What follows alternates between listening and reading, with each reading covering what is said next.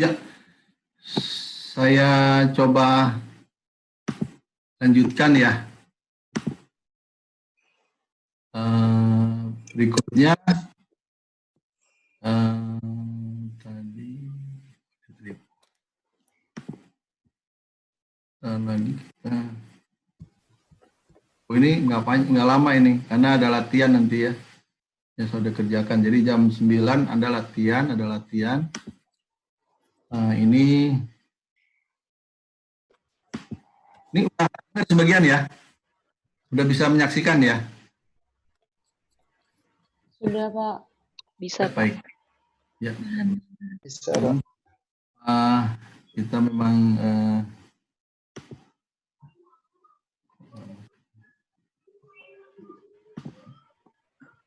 ya. Ini menyangkut audit service. Ini tambahan saja lagi. Ini audit service. Ini mengenai tadi assurance. Ada bisa beda. Ada asuran, ada non asuran. Di dalam tugas asuran itu ini non asuran. Nah itu ada audit di sini adalah. Ini atestasi, asuran, atestasi, audit di dalamnya. Di atestasi ini nggak cuma audit, tapi ada review. Tapi dalam praktek sudah common, kita biasa ngomong kadang-kadang ya tiga-tiga ini sama. Karena memang nyambung dalam lingkaran yang sama. Asuran, nah ini audit dan ini review. Review ini masih pengujian juga atestasi. Termasuk ini review, dua audit dan review. Dan jasa lainnya, termasuk untuk IT. Nah yang menarik adalah di non-asuran. Di non-asuran ini umumnya ada manajemen consulting. Ya kan? Konsultansi manajemen gitu. Nah termasuk dalamnya tata buku ini, pembukuan. Nah di sini nih, termasuk di sini misalnya tata buku. Nah ini kan ada pembukuan, bukan tata buku, pembukuan, penyiapan accounting. Nah, jadi auditor itu bisa melakukan assurance dan non assurance. Namun sekarang oleh OJK, Otoritas Jasa Keuangan, atau di Security Exchange Commission, OJK di Amerika, hampir dan semua negara lain juga, itu perusahaan-perusahaan publik yang go public, yang ada di belakang ada TBK, public company, itu kalau diaudit oleh seorang akuntan, misalnya PricewaterhouseCoopers sedang mengaudit PT Semen Indonesia Terbuka, PT Semen Persero Terbuka, TBK, itu Pricewaterhouse itu tidak boleh pada waktu sekarang, misalnya lagi ngaudit tahun 2019, tahun buku 2019 yang kemarin kan, dari Januari, itu dia tidak boleh pada tahun 2019 tersebut melakukan pekerjaan yang non asuran. Misalnya ada jasa manajemen, misalnya mereka nyusunin laporan keuangan salah satu unit di Semen Indonesia. Nah itu nggak boleh dia melakukan audit. Kalau dia melakukan itu, dia harus menolak. Atau kita tidak boleh menunjuk PricewaterhouseCoopers. Kita harus menunjuk yang lain. Misalnya kita KPMG gitu, atau Ernst & Young. Jadi di dunia ini kantor akuntan publik yang terkenal itu ada 4 yang besar sekarang. PricewaterhouseCoopers, ada Deloitte Matsu, Deloitte, kemudian ada 3 KPMG, yang keempat adalah Ernst & Young atau EY, jadi bacanya EY. Nah, kalau udah kita misalnya pada 2019 kita meng-hire Pricewaterhouse untuk tolong bikinin dong laporan keuangan kami, atau ada unit kami ini di jasa apa gitu kan, bikinin manajemen consulting. Oke, gitu. Nah, tahu-tahu pada akhir tahun kita nggak bisa milih dia, kita harus pilih yang lain. Atau kalau akuntan publik yang lain boleh, mau yang di luar 4 juga boleh gitu kan. Cuman memang kenapa orang tuh milih kantor akuntan publik yang besar, karena apa? Karena kredibilitas. Makanya yang dijual tadi kan information risk. Jadi kalau Anda sebagai akuntan publik, terus itu pasti orang juga demand-nya kecil, rendah, ragu mau pakainya.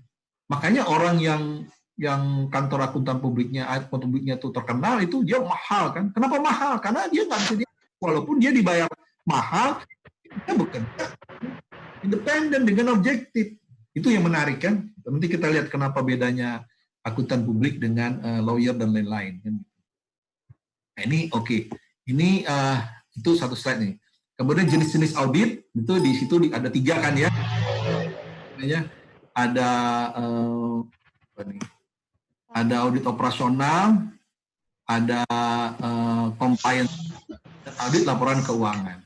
Nah ini kalau Anda lihat 3 hal ini, pokoknya kan yang operasional itu menyangkut efisiensi dan ekonomis. Anda lihat ini menonjol. Ini yang dilakukan BPKP dulu gitu kan. Jadi bedanya apa audit operasional ini? Dia menghasilkan rekomendasi di audit, apa sarannya apa gitu. Ada orang kalau di orang awam suka bilang meriksa nggak ngasih saran katanya. Ngomong dong. Kasar ya, bahasa yang non akademik. Tapi yang resminya kalau di audit, apalagi dengan jenis audit operasional itu hasilnya harus laporan dan rekomendasi. Itu yang membedakan audit operasional dengan audit yang lainnya. Kalau compliance itu adalah namanya juga kepatuhan. Bahwa misalnya ada permintaan khusus, ini nomor 2 ya kan, apakah loan agreement yang dibuat udah sesuai dengan dengan ketentuan yang diharapkan gitu kan. Laporan keuangannya dihitung benar apa enggak, itu compliance sudah dibuat. Kemudian ini laporan audit keuangan, audit laporan keuangan. Audit laporan keuangan. Audit laporan keuangan ini yang disebut dengan yang dilakukan oleh auditor independen oleh kantor akuntan publik tadi yang kita bahas. Ini contohnya misalnya Boeing, audit laporan keuangan Boeing tahunan ya kan. Nah ini Boeing itu pesawat, kemudian kalau operasional ya standar apa di perusahaan, kalau ini juga apa ya misalnya tentang perjanjian, tentang apa gitu kan. Nah, biasanya itu. Tapi kalau ini ya tentu standarnya atau kriterianya adalah standar akuntansi keuangan. Kalau di Amerika GAAP, Generally Accepted Accounting Principle. Ini singkatan dari GAAP dan ini akan dipakai orang ngomong GAAP gitu. Itu udah. Nah, kalau di Indonesia makanya SAK, Standar Akuntansi Keuangan. Nah, itu sama gitu, sama-sama standar. Nah, bukti yang dihukum sebagai auditor adalah apa? Ya ini auditornya, yaitu kalau ini kesalahan tadi, nah ini laporan, nah ini data baik secara internal dari kita peroleh dari dalam perusahaan, catatannya, pembukuannya, maupun dari luar kita lakukan konfirmasi, kita minta data dari bank, dari kreditur tadi, misalnya Abidin diperiksa laporan keuangan bengkel Abidin tadi, ya kan? Nah itu Amanda ditanya itu nanti auditornya, misalnya Pricewaterhouse datang ke Amanda atau minta surat ke Amanda, Anda investasi di Abidin berapa gitu kan? Oh di laporan keuangannya bengkel Abidin angkanya 3 miliar misalnya. Si Amanda bilang, enggak kok, saya 5 miliar. Wah, berarti ada 2 miliar yang diumpetin sama saya, tidak dilaporkan sebagai uang investasi. Atau tadi, GoFa, kredit, dan mencairkan kredit misalnya 1,75 miliar. Gitu. Atau, pas dikonfirmasi oleh PwC ke GoFa, Bank GoFa, bukan Bank GoFa ya, Bank GoFa gitu ya, bukan Bank GoFa. Jadi bank perbankan GoFa ini dikonfirmasi, terus berdasarkan data saya, bengkel Abidin itu meminjam 1,9 miliar. Wah, kurang kan? Atau misalnya meminjam 1,5 miliar. Kok bengkel Abidin melaporkan laporan keuangannya, utangnya katanya kepada perbankan GoFa 1,75, padahal kenyataannya dicek di perbankan GoFa sendiri berdasarkan buktinya 1,5, berarti ada kelebihan 2,5. Sama perbankan GoFa utangnya kelebihan, dia catat ada permainan atau ada lainnya, nanti kita ditemukan tuh oleh auditor. Kemudian kepada investor Amanda tadi malah justru kurang. Orang investasi 5 miliar dicatatnya cuma 3 miliar. Nah itu kayak begitu. Nah ini yang perlu dicatat ini dari 3 jenis ini adalah bahwa ya operasional itu menghasilkan rekomendasi. Sementara kalau yang terakhir ketiga itu menghasilkan opini, pendapat saja gitu. Kalau 2 tadi cocok nggak cocok gitu kan, gitu. Tapi kalau yang ketiga itu opini. Opini itu bukan pendapat semua maunya diatur. Opini itu ada 4 macam, itu dipilih di antara itu. Nanti ada di situ. Jadi tidak bisa semaunya saja, nggak bisa. Oh, pendapat saya ini udah bagus, nggak begitu. Yang begitu tuh di nomor 2 di compliance. Sudah compliant atau belum, gitu aja menjawabnya.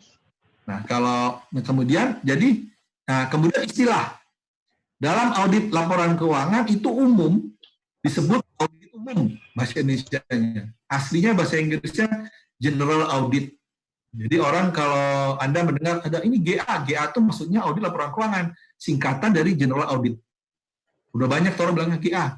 Ini lagi GA nih, GA-nya di Boeing siapa? GA-nya di Mandiri siapa yang lakukan?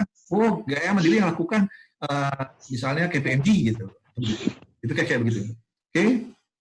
Kalau ada silakan aja langsung. Ada jenis-jenis auditor. Kalau tadi jenis ya.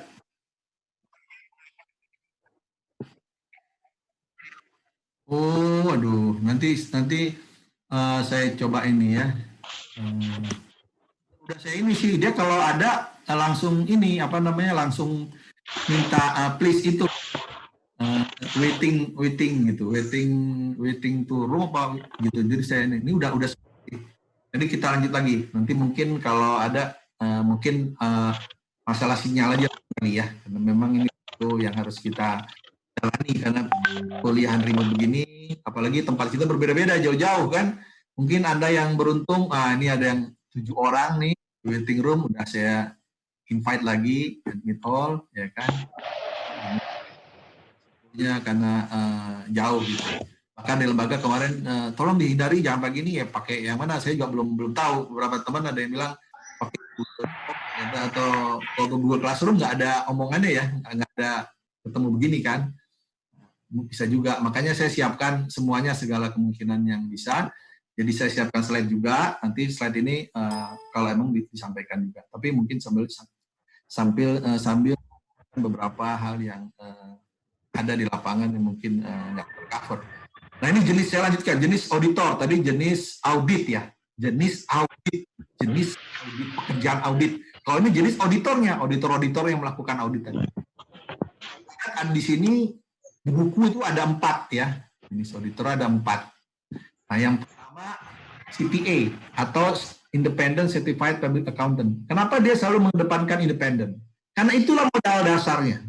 Dia itu independen, walaupun dia itu dibayar, dikasih honor, fee audit, tapi dia independen. Itu yang berdasar. Maka itu kantor akuntan publik ya kan, singkatannya kantor akuntan publik. Jadi di dalam kantor akuntan publik itu ada akuntan publik. Akuntan publik disebut sebagai partner di dalam kantor akuntan publik, pemiliknya lah. Nanti di bawahnya ada auditor-auditornya dari yang senior sampai yang paling junior, yang terus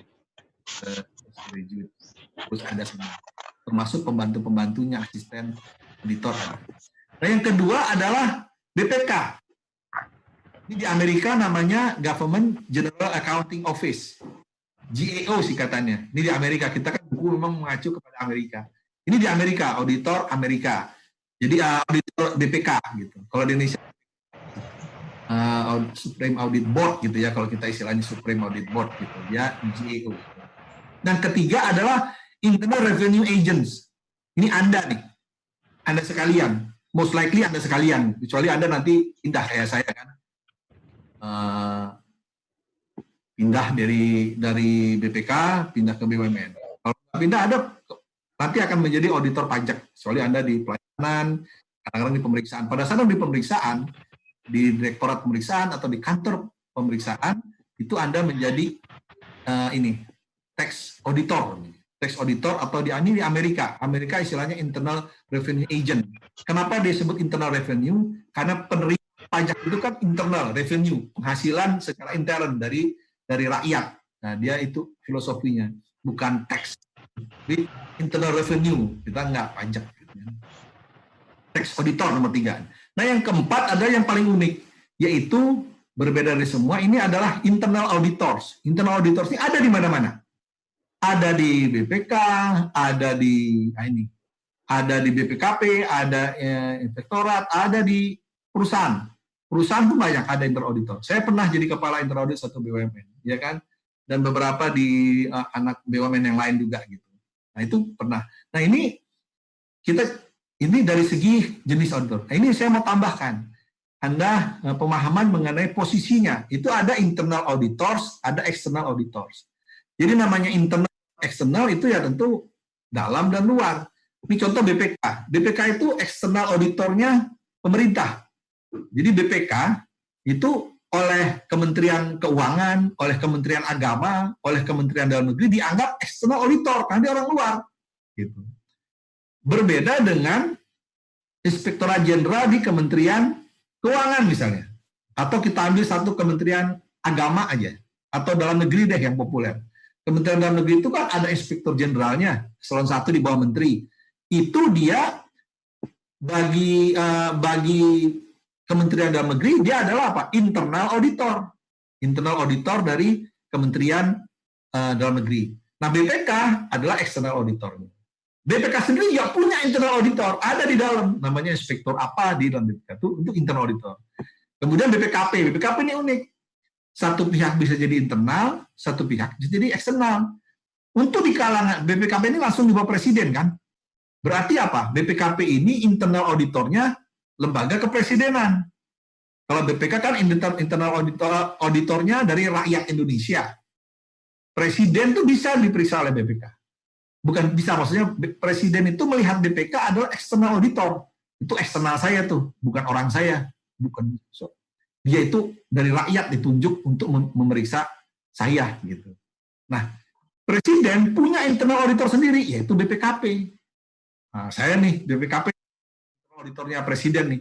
Nah, BPKP menjadi eksternal auditor dari Kementerian Dalam Negeri gitu. Menteri Dalam Negeri siapa sekarang? Lupa lagi. Kalau dulu saya apal tuh sebenarnya sekarang Menteri Dalam Negeri siapa ya? Nggak tahu ya. Mantan Anda juga udah nggak tahu. Dulu zaman dulu saya tuh apa menteri kita, karena menteri gantinya lama, 5 tahun, 10 tahun baru ganti. Kalau sekarang Tito Karnavian, Pak. Ya, Pak Tito Karnavian.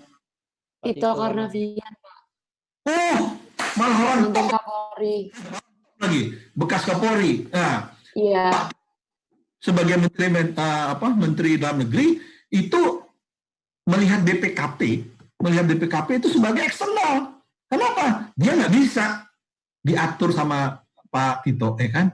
Dia adalah orangnya presiden untuk meriksa Menteri Dalam Negeri, Kementerian Dalam Negeri. Nah, tapi Pak Tito punya Inspektor Jenderal di Kementerian Dalam Negeri, ya kan? Siapa gitu?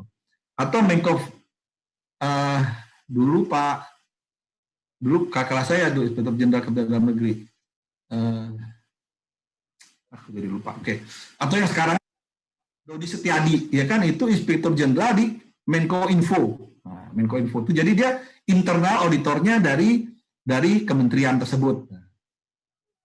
Kemudian demikian juga dengan tapi BPKP itu secara tadi kan dia internal auditornya presiden, tapi eksternal auditornya kementerian. Itu BPKP. Lucu kan? BPKP itu dua jadinya. Satu bisa jadi internal audit, dia itu internal auditornya presiden untuk meriksa. Misalnya presiden minta supaya diperiksa dong tuh Kementerian Dalam Negeri, Pak Tito, nanti masuk tuh ke BPKP meriksa. Dilaporkannya ke presiden, dalam hal ini wakil presiden.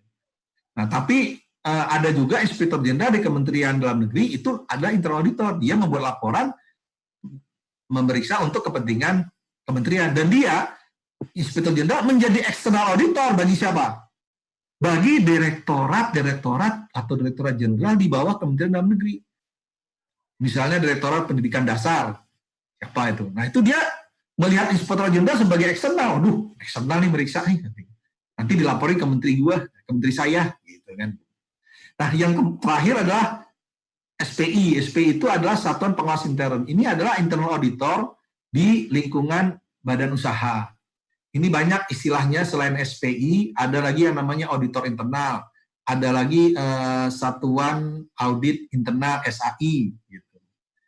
Jadi atau internal audit itu sama lah, internal audit, satuan audit internal, SAI atau SPI atau SIA sama, atau internal audit group dan lain-lain itu sama, tapi internal audit. Inilah yang dimaksud dengan jenis auditor.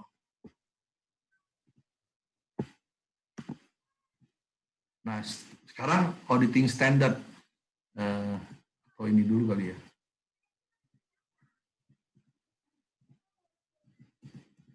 Oh udah habis ya, berarti udah cepet nih, bagus nih. Nah kalau begitu kita lihat standar tadi, kriteria. Dan tadi informasi tadi kan adalah laporan keuangan dibandingkan dengan kriterianya yang di bawah, ya kan, yang di bawah tadi. Nah itu antara laporan keuangan dengan kriteria itu dibandingkan oleh auditor, lalu auditor memberikan opini. Nah ini kriteria atau kriteria tersebut, oh salah, maaf saya koreksi ya. Ini auditing standar ini bukan kriteria dari si laporan keuangan. Kalau kriteria laporan keuangan adalah apa? Accounting standard. Jadi ya, nah ini saya koreksi. Mohon didengar baik-baik. Kalau kriteria itu adalah dasar laporan keuangan tersebut dibuat kriterianya, yaitu accounting standard, bukan auditing standard. Kalau ini adalah lagi-lagi kita bicara auditor. Tadi pertama, makanya udah nyambung sebetulnya. Pertama kita jenis-jenis audit, terus yang kedua tadi jenis-jenis auditor atau orang-orangnya, dan yang ketiga ini adalah standar kerjanya auditor. Oke? Nah ini Anda lihat di sini di standar kerja auditor ini ada apa? Gimana ngepetinnya?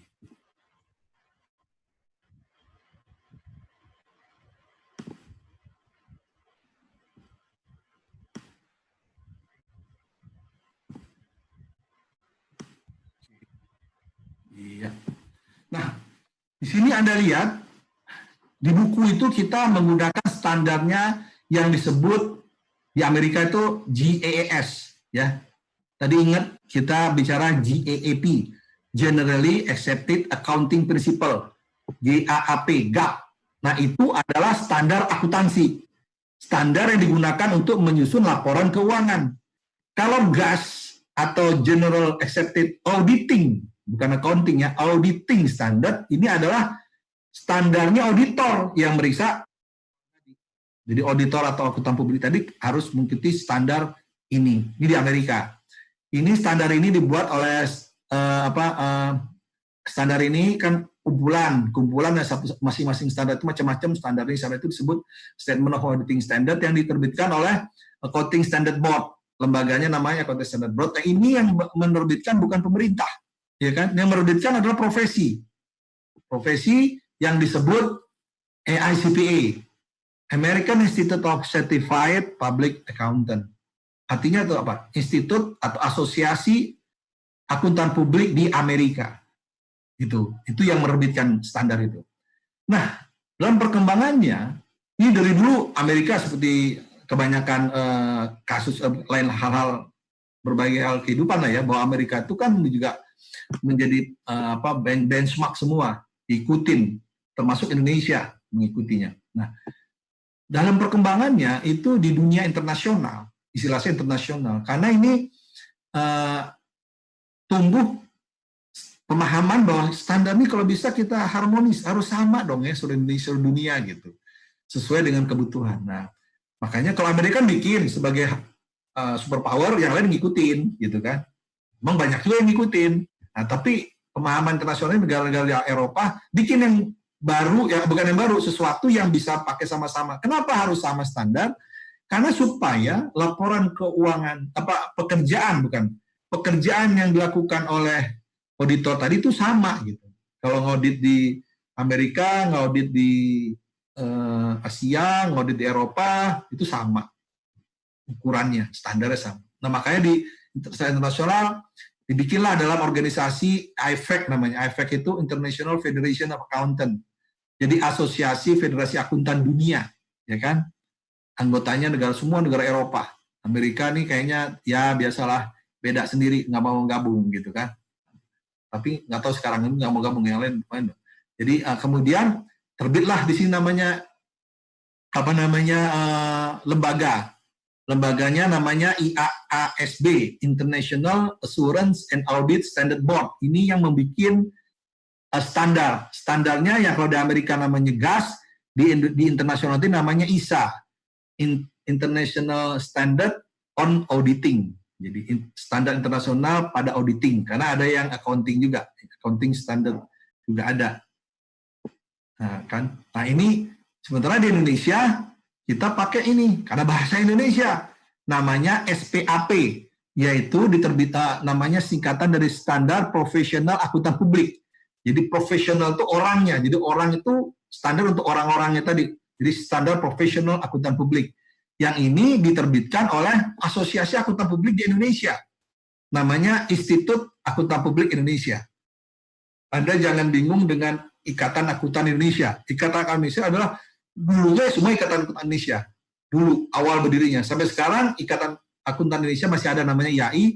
Lalu IAP ini bentukan baru dari sebagian anggota IAI yang terdiri dari akuntan publik. Jadi ini tetap punya hubungan dengan Ikatan Akuntan Indonesia. Memang bukan langsung di bawah, tapi dia berhubungan gitu kan. Karena profesi akuntan publik, akuntan tuh di Indonesia di bawah Ikatan Akuntan Indonesia. Dulu sebelum ada IAPI, ada kompartemen akuntan manajemen, akuntan pemerintah, bahkan sekarang akuntan pajak. Nah, yang ketuanya Pak Direktur Pajak Internasional, Profesor siapa itu? Terus ada lagi akuntan manajemen, akuntan pemerintah. Akuntan pendidik ada, jadi isinya dosen-dosen. Nah sekarang kemudian kompartemen akuntan publik tersebut membentuk namanya IAPI, Institut Akuntan Publik Indonesia, yang akhirnya mereka sesuai dengan kewenangannya dia menerbitkan standar untuk ini. Ini Anda bisa lihat rinciannya nanti untuk pengenalannya. Anda perlu baca-baca sedikit lah, nanti sini juga ada. Tapi kalau mau tahu dalamnya di IAPI begini. Kenapa saya tidak tampilkan, nanti Anda bisa lihat di sini, ternyata ini, sekarang kita balik lihat dulu. Apa perbedaan yang signifikan dari standar Amerika dengan internasional atau Indonesia? Indonesia udah mengikuti yang internasional. Jadi Indonesia secara bertahap, bahkan semua, setiap standarnya ada perubahan, yang internasional, Indonesia langsung mengadop, memakai, menerjemahkan, mengupdate-nya. Jadi SPAP itu terus berkembang. Dari 2013 terus terus gitu. Misalnya mengenai apa nambah, terus tambah. Itu mengikuti ISA, ya kan. Di buku ini saya udah tanya koordinator, kita fokusnya di GAS, ya kan. Jadi nanti mestinya kalau kita belajar ini tentu yang dites adalah standarnya Amerika. Karena kalau standarnya ini tidak diajarkan di buku ini, ya kan. Nah, oleh karena itu, ini perbedaannya nih antara Amerika dan internasional, perbedaannya ada dua. Yaitu yang Amerika, yang merah ini yang Amerika. Itu ada rule-based approach. Jadi berdasarkan aturan kaku, ini harus begini, harus begitu. Begini, jelas semua detail gitu. Tapi kalau yang internasional, ini lebih general. Kita mau habis lagi, cepat juga ya. Oke, namanya principle based approach. Nah, sekarang kita masuk bagaimana yang di Amerika. Nah, ini di Amerika itu ada 10 standarnya. Ada 10. Yang dibagi 3. Yang 3 disebut standar umum. Judulnya standar umum bahasa Indonesianya. Yang kedua adalah standar pekerjaan lapangan. Field work. Yang garis miring ini. Ini umum, yang miring kan general. Standar umum, standar general standar namanya. Ini kan singkatan dari GAS. Generally Accepted Accounting Standard, terdiri ada 3. Yang pertama, General Standard atau standar umum. Kemudian yang kedua, Field Work Standard, standar pekerjaan lapangan. Terus yang ketiga, Reporting Standard, standar laporan.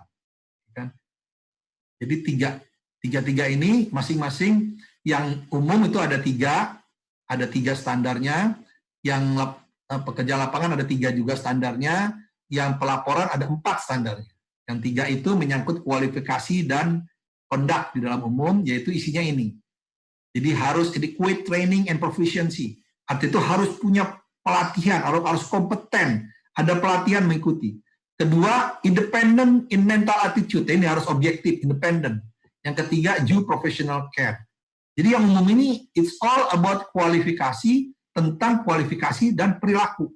Nah, dia harus due professional care, itu artinya dia harus cermat. Nggak boleh salah, bener, nggak bisa begitu. Harus cermat, firm, begini. A, B, yang penting ada dasarnya. Kenapa saya ambil A? Karena ini dasarnya. Begitu, harus begitu. Nah, kemudian standar untuk pelaksanaan di lapangan, nah ini ada 3. Yang pertama harus dibuat perencanaan yang cukup. Jadi direncanakan harus. Jadi harus ada, Anda mau mengaudit tadi kan, tujuan audit tadi saya bilang per transaksi itu dibuat tuh di situ, di perencanaannya ada. Dan yang kedua adalah yang penting ada sufficient understanding, pemahaman tentang objek yang diperiksa itu. Atau entitas namanya. Entitas itu adalah objek yang diperiksa. Entitas itu lembaga atau institusi atau badan usaha. Jadi bisa sektor publik, bisa sektor privat, bisa institusi pemerintah, bisa juga badan usaha, gitu kan. Jadi harus ada pemahaman yang cukup oleh auditor, harus paham. Kedua, nah ini, yang ketiga yaitu sufficient appropriate evidence. Inilah bukti yang dikumpulkan oleh auditor. Ini harus, ya ada dua nih. Ini akan kepakai terus sampai akhir. Sufficient and appropriate. Kalau bicara evidence, itu cuma dua kriterianya. Appropriate and sufficient. Appropriate itu tepat. Tepat itu adalah menyangkut apa? Kualitas, ya kan? Dia bisa diandalkan, dia sesuai aturan dan segala macam. Kualitas. Kalau sufficient, it's about apa? Kuantitas. Jumlahnya cukup, gitu. Jadi jangan bukti itu berlimpah-limpah. Jangan juga sampai kurang. Kalau berlimpah-limpah, kita buang-buang waktu. Tapi kalau kurang, kita nggak bisa ngambil keputusan. Gagal kita. Nggak boleh kita ngasih keputusan kalau buktinya kurang. Kalau di lapangan kayak apa namanya lawyer tuh, wah saksinya 2 orang. Kalau saksinya nggak ada saksinya kayak KPK ya, mau nangkep orang, kalau tanpa 2 saksi nggak berani ajukan ke pengadilan kan. Kalau mau dituntut harus ada dua bukti gitu. Bukti itu harus 2 gitu. Itu cukup, itu harus cukup. Kemudian yang terakhir adalah pelaporan. Ini ada 4. Pelaporan ini menggambarkan bahwa pertama, laporan itu dinyatakan telah sesuai dengan standar GAAP ya, accounting principle. Jadi sesuai dengan standar. Jadi akuntan tadi harus paham standar-standar accounting tuh, harus paham. Accounting principle itu standar akuntansi gitu. Principle sambat terjemahannya standar akuntansi tapi bacanya accounting principle kalau di Amerika. Nah, kemudian ini standarnya ini diterapkan secara secara konsisten. Ini katanya tuh konsisten, ya kan? Konsisten apa enggak gitu? Artinya kalau misalnya penyusutan aset kemarin menggunakan garis lurus, terus tahun ini diganti, nah itu nggak bisa gitu. Apalagi dampaknya beda. Anda harus menyatakan. Kalau mau diganti juga harus ada kualifikasi, tapi harus dirubah. Kalau nggak mau dirubah angkanya, angka beribu lagi. Artinya itu nggak konsisten kan? Awalnya garis lurus, bukan nggak boleh, boleh ganti, tapi harus diungkapkan. Nah, diungkapkan sehingga dinyatakan sama auditor gitu. Tapi kalau udah diungkapkan, berubah dan perubahannya itu dampak yang diketahui auditor menguji, ya udah nggak apa-apa, nggak masuk dalam konsistensi tadi, udah sesuai. Kemudian yang ketiga adalah, nah ini ketiga sama kedua ini nyambung. Adequacy of informative disclosure. Ya tadi, kalau penyusutannya berubah, tadinya garis lurus berubah ke saldo menurun, dijelasin. Kalau jelas, auditornya puas, oh ternyata udah sesuai, dan kemudian dampaknya ke laporan keuangan juga ada. Mungkin biasanya kalau penurunan dari garis lurus ke menurun, saldo menurun, itu nilai penyusutan jadi kecil misalnya kan. Nah, itu ada angkanya, oh udah sesuai gitu, sudah benar. Dan yang terakhir adalah ya ini, menyatakan opini. Jadi standar itu yang keempat, justru yang terakhir adalah menyatakan opini, diberikan opini. Ada berapa opini? Ada 4 kan? Ada ini, itu harus dinyatakan. Kita lihat ini. Nah, ini tadi opininya apa nanti kita pending. Nah ini kebetulan ada satu slide yang saya dapat, ya kan, dari IAPI. Betapa jelimetnya gitu kan. Jadi kalau Anda nanti pajak, ini simpulan-simpulannya ada standarnya banyak nih, ya. Di sini ada standar audit itu ada 6 kategori. Yang pertama prinsip tanggung jawab, kedua penilaian risiko dan respon terhadap risiko nilai, kemudian bukti audit, yang ketiga penggunaan hasil pekerjaan pihak lain, kesimpulan audit, dan area khusus yang lainnya. Nah ini sifatnya tadi principle base, nggak jelas gitu, jadi lebih umum, bukan nggak jelas, lebih umum gitu. Sehingga kalau terjadi bedanya apa? Kalau audit yang lebih umum itu itu kebijakan atau professional judgment dari akuntan publiknya itu bisa lebih leluasa, bisa mengcover berbagai masalah-masalah yang mungkin lumayan jelimet gitu kan, berbeda nanti unik-unik itu langsung bisa diambil keputusan. Nah, jadi kalau lihat dari 6 ini masing-masing ada standarnya nih.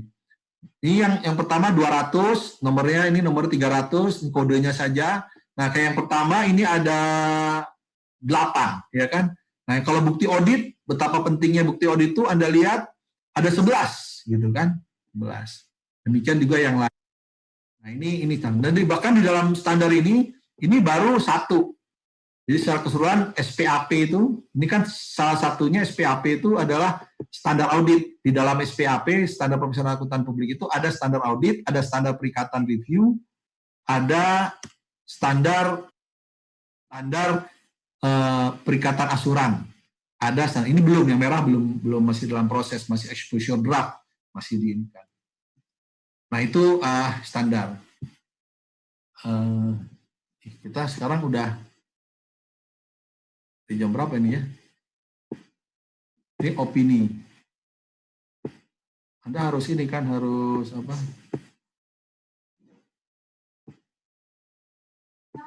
Gimana ya?